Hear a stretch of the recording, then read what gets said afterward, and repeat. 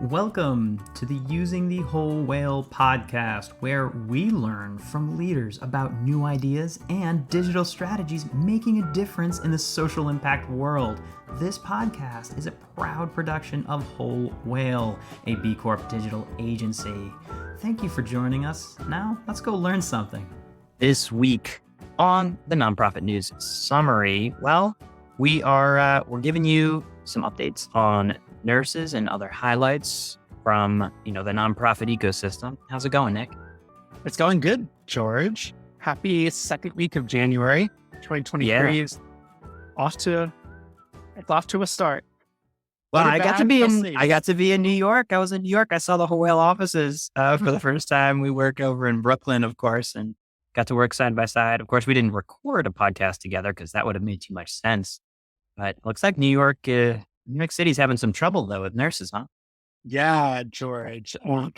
So, all right, exactly right. Our first story this week is that thousands of New York City nurses have gone on strike as hospital and union talks have fallen apart. So a dramatic last-ditch effort to avert the strike failed this weekend, leading nurses at two New York City hospitals, Montefiore Medical Center and Mount Sinai Hospital. So nurses at those hospitals went on strike at 6 a.m. Eastern on Monday. Among the demands were moderate salary increases, as well as demands in relation to health benefits. But in particular, nurses at these two hospitals, which are represented by the New York State Nurses Association union, they were really advocating for better staffing levels and better, more safer, quite frankly, nurse to patient ratios. This comes on the heels of a pandemic, which has left nurses feeling unfairly treated, burnt out, and most importantly, in the instance of these two hospitals, chronically understaffed. So these two hospitals are nonprofits, but if you're in the New York area, you know Sinai, you know Montefiore. Like New York is a hospital city for whatever reason. There's a ton of hospitals, some of the best hospitals in the country. They employ a ton of people, including these nurses. But when major hospitals like this go offline, it puts stress on the whole system. So I think nonprofit medical professionals across the country are going to be paying close attention to how this is resolved. We are recording this on Tuesday. As of today, I think talks have resumed at one of the hospitals, but no breakthrough has been reached. A last-ditch attempt by New York Governor Kathy Hochul's push for binding arbitration did not work over the weekend. So as of now, there's no end in sight. George, what's your takeaway for the broader nonprofit audience?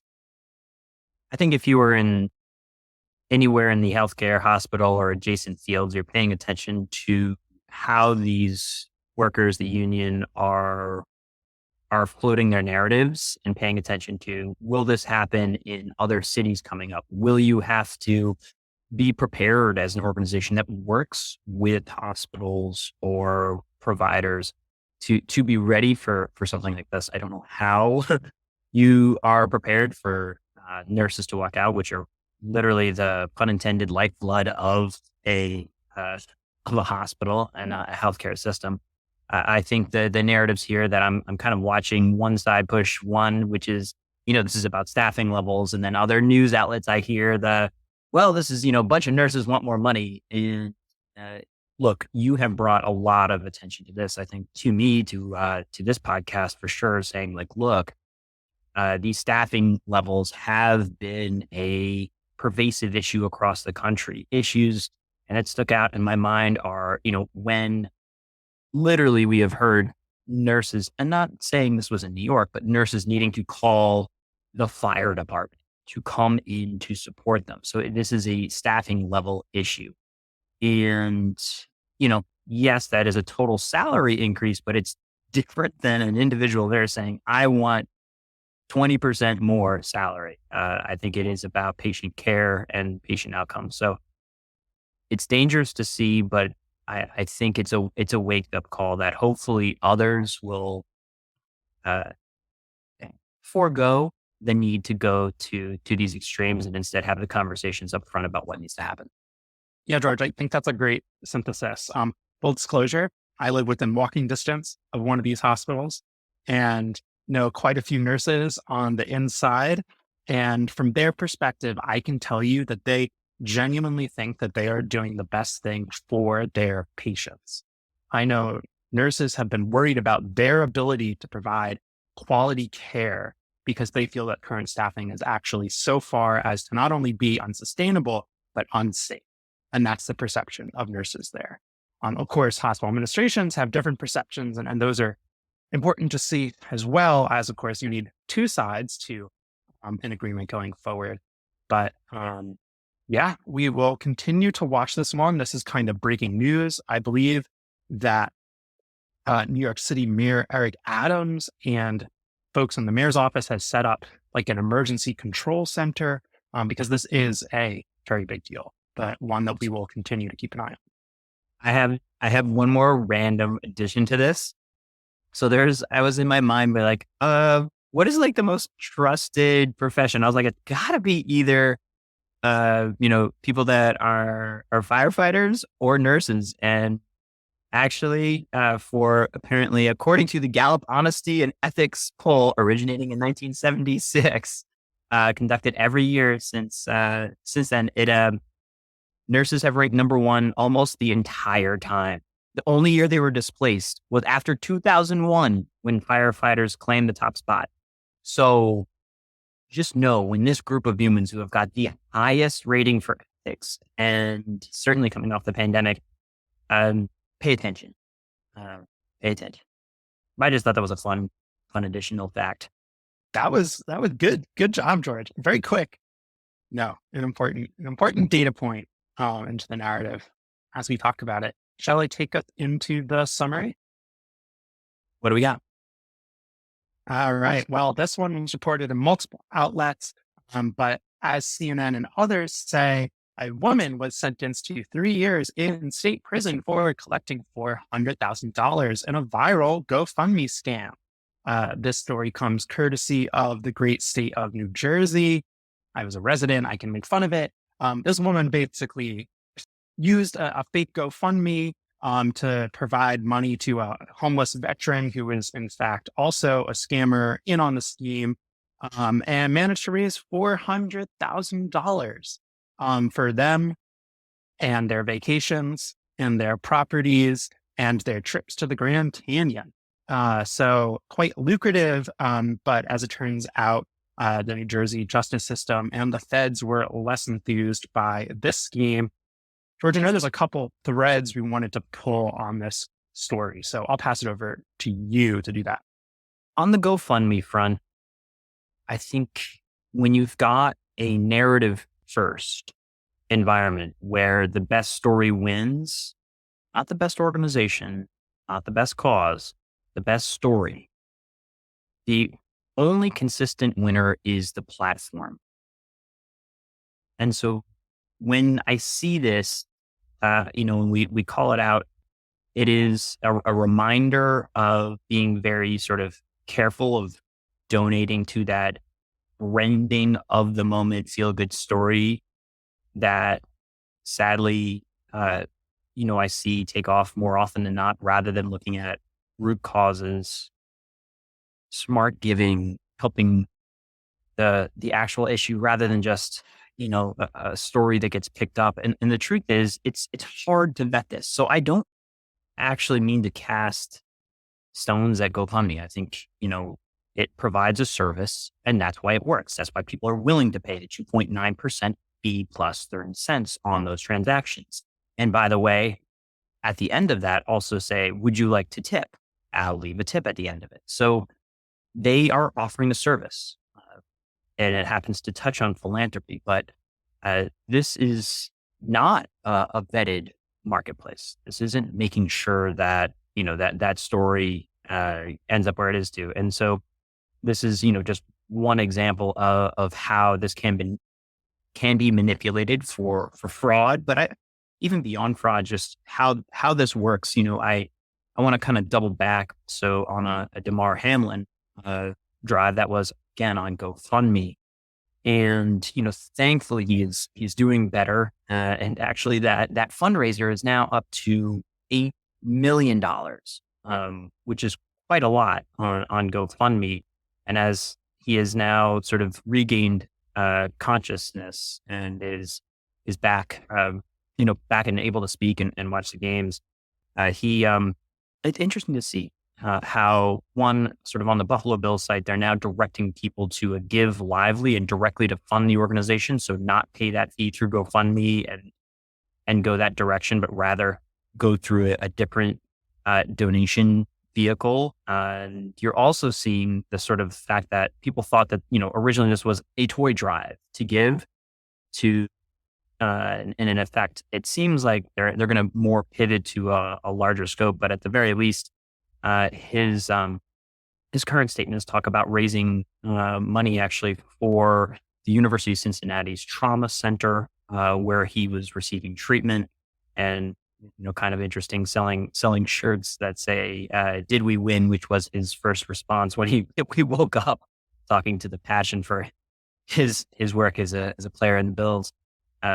Those shirts to raise money for it. So, not to parse this too carefully, but you have this public intent to give money toward that toy drive. Who knows where that toy drive could have been directed to, right? It just so happens it went to his own foundation. That toy drive could have been going to a Toys for Tots. Nothing against them. Suddenly this is a great turn of events where he's woken up and be able to say, like, actually, let's go here. So what would have happened, right? He would have woken up and been like, oh, whoa, you spent $8 million sending it to Toys for Tots through this thing that was 2 years old on GoFundMe. It's undirected spending, and the ones that net profit on an ongoing basis are GoFundMe. So I just, I wanted to revisit that and try to play this narrative out as many ways as I can for our audience. I don't know. Am I pulling this thread too far, Nick? Do I have like some sort of weird axe to grind here? Is this just me being a little weird about it? No, George, I think you bring up a good point. I was thinking about this. I mean, we are a social impact digital marketing agency. This is what we do. Our whole existence is to get out the message of amazing organizations doing amazing work.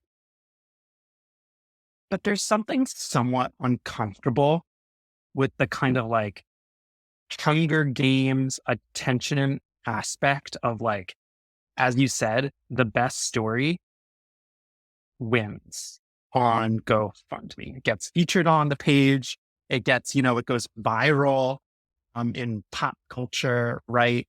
And I think it brings up kind of interesting ethical questions about, how we address problems in society and like who is best able to tackle some of the biggest problems. And as we talked about the viral GoFundMe scam, not all of those fundraisers, of course, the overwhelming majority are not scams, but the nonprofit sector has spent decades really emphasizing accountability, transparency, ethics.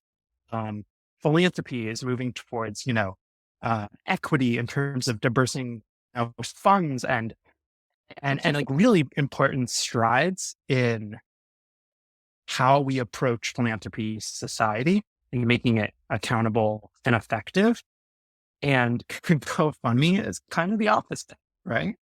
And I think that there's kind of like there's a tension there. I'm not saying it's bad, but it's just very different because it's so blatant, I guess you could say.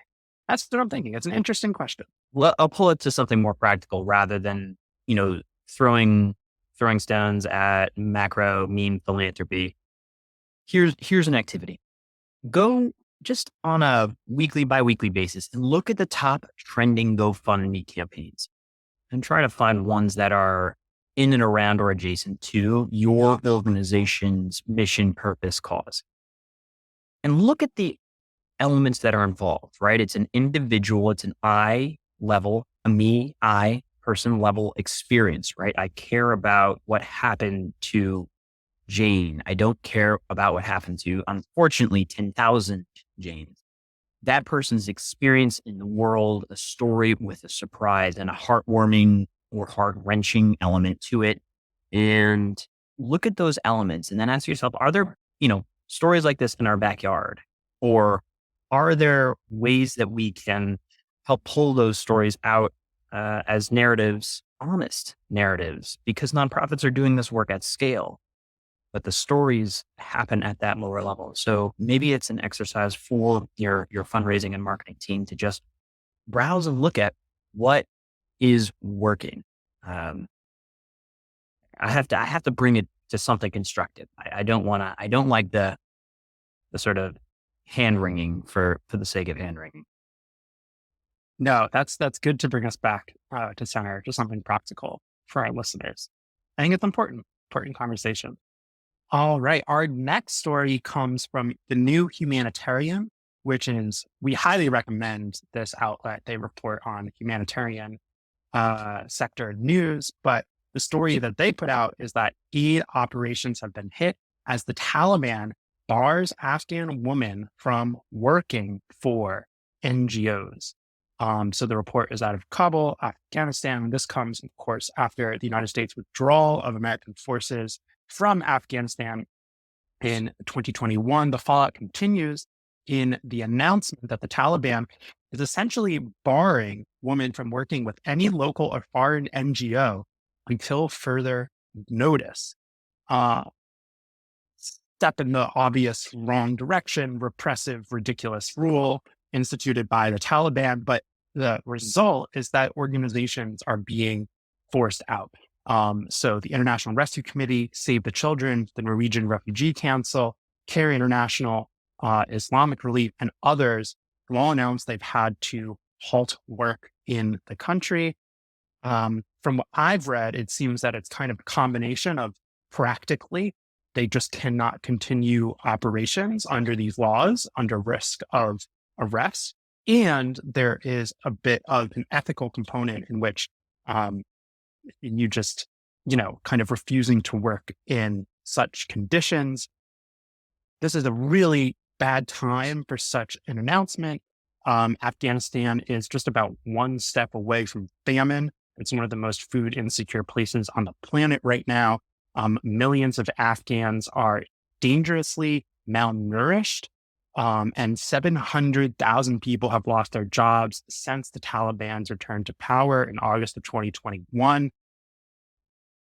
This is a lose-lose situation. It looks like the UN is still operating, but this hinders operations to vaccinate against polio, to deliver food relief. Just utterly short-sighted and quite frankly, disgusting on behalf of the Taliban, directly harming its own people. I do two things when I hear stories like this. One, I try to park my Western elitist bias in the corner and say, I've been raised a certain way with certain assumptions on the way things should be. One of those is a level of equality between gender and beyond. This announcement came literally a week after they also said women are to stop all university classes. So, you're bumping up into like, do I believe there's a universal truth out there beyond my own bias? I don't know. I feel like maybe, probably, I think that's something we might be able to get on the same page of, but clearly not. The other one is that as you heat that sort of, that frustration, you feel it in your stomach, I think, right now, and you hear this and you feel that rage factor dial up. You have to roll back to who knocked over the first domino. And frankly, it is a penchant and culture of war in this country to intervene where we shouldn't, to bring military might where we should have brought diplomacy. We did it in the wrong way. And I got to say, I would redirect that to the next time you think us jumping into a war and intervening, that rage should have been applied to maybe we shouldn't do this because there are unintended consequences. So I look at the dominoes that fell and I got to say, I get that the Taliban are doing this now, but if I'm playing back the tape in history, are they in a different place where maybe the culture evolved in a different way and we're in a different footing with regard to how they were pushing back on their culture? I think that story plays out slightly differently. But just, more stories will come because this is the direction the Taliban are certainly taking with regard to women's rights in the country. I think there are also narratives where you can see in the U.S. whether or not women are in state by state willing to let their rights to their own body sort of go in a march toward maybe not something that's extreme, but it is on a spectrum where we view rights unequally based on a gender. So yeah, thanks for bringing this, Nick. Yeah, it's not a light topic, but I think it behooves us to stay informed, especially because this is affecting some of the largest NGOs globally. And we'll continue to follow this story. I'll point out that the article talks also about some woman-focused NGOs, particularly led by Afghan women who are steaming ahead. They're rolling ahead. And we wish them the best of luck for those incredible. Truly, that is where change happens, right? That is where change happens. The actual community, the people governed, hit their breaking point. It isn't, the U.S. setting up proxy governments and situations like that don't align with the people. It is when the people say, no, we're done here. We've had enough. And something tells me when you push, roughly half of your population back underground after they have seen and tasted freedom and what equality looks like, that is how a change actually happens. It is not through might from an external force. I agree. One thing I just remembered, and then we'll move on, is actually finances essentially of the whole country are under extremely strict sanctions by the United States government, and the humanitarian community has been steadfastly petitioning us to change those rules to unlock these funds, because yes, will it go to the Taliban? Yes. Is that bad? Yes. But the country needs access to finance. So throwing that out there as well. All right, George, taking us back to our neck of the woods, nonprofit and tech. This one comes from IPWatchdog.com, and it's a story about a company that I know you and I know well, OpenAI. And the article goes into the program has its origins in the nonprofit world, but OpenAI, which has recently made news for releasing ChatGPT, as well as GPT-3 and DALL-E and other artificial intelligence platforms you may have heard of, is currently being valued at $29 billion. Quite a valuation. George, what's the take on this? This started as a nonprofit, and a nonprofit is the public benefit structure. We don't need to tell our listeners that. OpenAI's stated mission originally was artificial intelligence, by which we mean highly autonomous systems, outperforms humans at most economically viable work, benefits all humanity. That's what they were trying to make sure of, and actually started its life as an Elon Musk founded nonprofit. And the part here that kind of frustrates me a little bit is that they are having overwhelming success with their current ChatGPT and GPT-3 products and DALL-E that generate images. We have courses on this. I think nonprofits should be using this immediately for purpose-driven solutions like writing emails, writing content, creating first drafts of anything that you are literally typing out. This can do it and help you do it faster. It should be adopted. I'm a little sad to see that, this nonprofit for OpenAI, as soon as it sees a little bit of success, not massive success so far, it suddenly turns around to, let's go for profit and sell to the highest bidder. And in doing so, you essentially forfeit your creative purpose, which was making sure that AI is for the benefit of all people instead of the benefit of the shareholders. That is fundamentally what changes. I'm not against nonprofits monetizing part of their business, but literally the point of the business was to protect the use of AI for public benefit. And I see this as a direct threat to that by forking it and sending it that way. So we covered last week the story of Mastodon, which is turning down, it's a nonprofit, it's turning down funding to maintain the social platform public benefit mission that it has, because it knows what happens when you bring in shareholders. You must increase their value, which means you must sell out somehow against the privacy of your users or that core point of the platform. Yes, there's alignment at times, but these are two different stories of major tech companies going two different directions. So that's the hot take. I will say, if you're a listener and you've not tried out, you can try out ChatGPT for free and you will be amazed. And once you look at your screen for 10 seconds in amazement, then you better figure out how this is going to impact you, your job, your work, and your organization, because it will. And I think we're going to see a lot of that over the next, probably a lot sooner than a lot of us even realize. All right, George, it's that time. How about a feel-good story? Yeah, I hope I updated it. Oh, I did. I updated it. We're in the clear, and I'm especially excited for this one because the perfect segue awaits us. This comes from the Washington Post, and this is about someone you've probably not heard of, but you maybe should. His name is Don Beyer, and this man is a older student at George Mason University pursuing a degree in machine learning.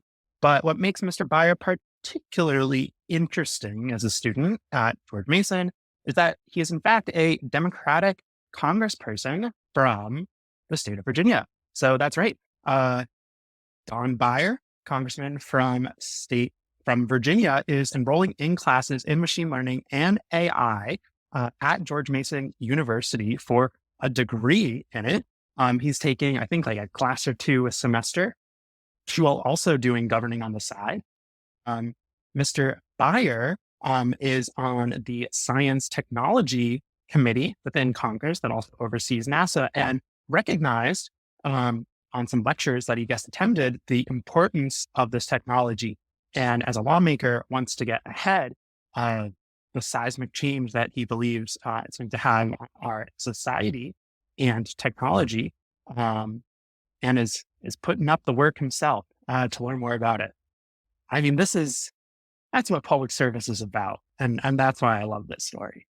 Yeah, it's great. He's 72 years old, as I think you may have mentioned, and showing that, age is only a number. It's more about a mindset, and make no mistake, there is a lot that I think is going to be coming onto the floor of Congress to figure out various issues of the use of data, copyright, who owns the intellectual rights to words like these were large language models trained on trillions of, data points that are not necessarily all public domain or meant to be in that public domain. And its ability to mimic living artists and living writers and information is alarmingly good. And so it's one of those things that, wait a minute, this is like too useful a tool to simply turn back the clock, right? Like, we open Pandora's box here. This is going to be woven into so many different products, but there's some attribution question. Gonna be messy. Good luck to you. All right, Nick, I got a question. No. Yeah, but seriously though, why are the Swiss such great donors? I don't know. Yeah, I don't know either, but their flag certainly is a big plus. Yep, that's what you get for sticking it up to the end of the podcast. Thanks for staying with us. Leave us a rating or review. Happy 2023. Hope things are going well for you. Talk to you later, George.